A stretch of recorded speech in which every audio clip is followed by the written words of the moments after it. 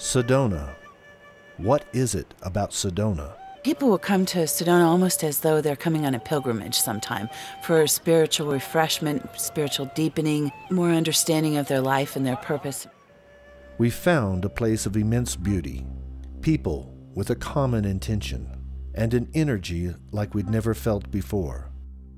We were told of the vortexes, and we set out to find them.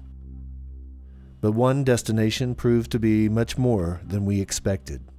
It was a sacred land, and people from all walks of life and from distant lands came together to build something amazing in West Sedona.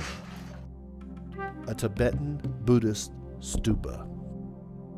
Stupa, it's really interesting. A stupa is maybe in some ways kind of similar to a vortex in terms of the idea of it amplifying energy because of the way it's built, because of its inherent qualities. It radiates blessings, but actually it's much more than a vortex. It's really considered to be, in the Buddhist tradition, like a wish-fulfilling jewel. Just an article in the magazine. The first thing I looked at and saw, and the only thing I read in the whole magazine was Sylvia's article about the stupa being built. So, of course, I put the magazine down and I was like, well, I'm going to do that.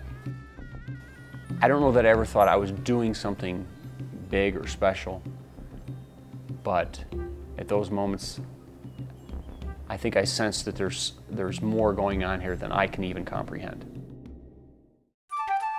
For over 2,600 years, stupas have graced the earth and are a place for meditation and prayer for people of every religion.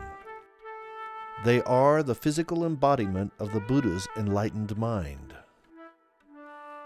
It is filled with hundreds of millions of prayers for peace, sacred relics, and ritual objects. I was actually talking to a woman who's Jewish, and she said, well, why a stupa? I mean, why would somebody who's not Buddhist care anything about a stupa? And so, you know, we talked about it, and everyone has their own word for that sort of consciousness, that mind beyond that they aspire to. And it could be God consciousness, Christ consciousness, enlightenment, you know, the oneness of all it is.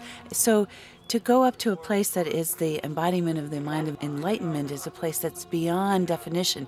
You don't have to be Buddhist. You don't have to be anything. I think that if you come here with a pure heart and intentions to be of benefit to oneself and to others, that miracles seem to happen. I know other stories from some of the stupas in Maryland as well with people who had incurable diseases who really just had miraculous rebounds. You know, it's not uncommon for that to happen. There are people who come here and absolutely feel that whatever prayers they had in their heart or whatever questions they had, they come away feeling like something has been answered, something changes in their life. So the walking around it actually begins to create a virtuous energy field.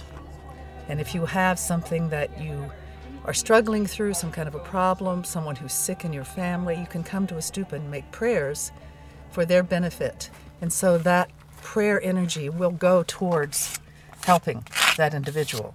A brother of mine has had 4 different aneurysms and is in Atlanta, Georgia, so I'm here to pray for him and to do my service for him. And so they walk around stupas, they make offerings at stupas, that their prayers would be answered, and in that way, they make an actual connection to their own enlightened nature. They call it bodhicitta, awakening compassion and wisdom. They've maintained a 24-hour prayer vigil for world peace for over 21 years. They're developing a network of global communications with teaching programs through the use of the internet. The world is a difficult place right now, and it doesn't seem to be getting that much better.